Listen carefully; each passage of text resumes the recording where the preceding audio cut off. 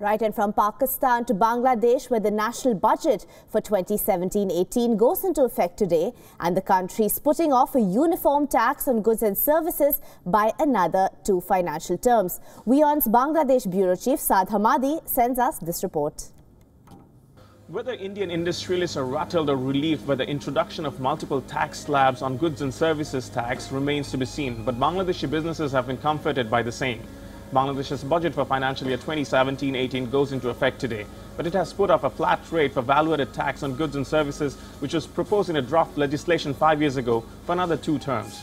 So why are businesses in the 2 neighboring countries inclined towards 2 contrasting tax policies on goods and services? In a developing country setting where consumers are of different income group, it is rather more desirable to have multiple tax rates, particularly the indirect tax rate like GST or VAT. But it is also need to understand that in order to implement that, they need to have a very well-structured IT-based infrastructure to be available for that.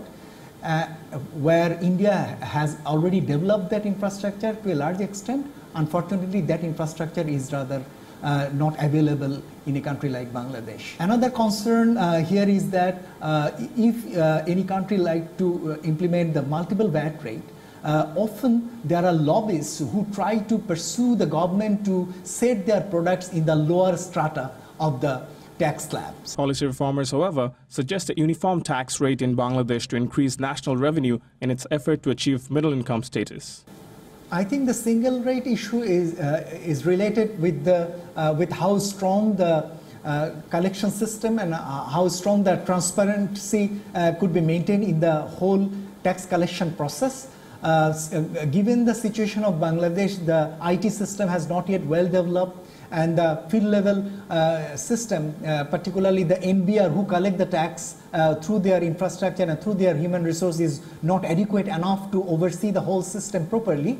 That's why World Bank and other organizations, including CPD, we are actually promoting the single tax rate in order to avoid the leakages. And also, as I told you, that there are sometimes pressure from different lobbyists to reduce the rates at a lower level, though they are supposed to be at a higher strata. So if that cannot be maintained properly, it is better to have a single rate, but to have it at an affordable level, which is CPD pursued to be around 10 to 12%. As the country heads towards a national election in 2019, the decision to withhold uniform value-added tax for another 2 terms is believed to be largely out of political rather than economic interest. Be it VAT in Bangladesh or GST in India, any tax transition will encounter resistance unless they serve public interest, especially where the cost of living is proportionate to income.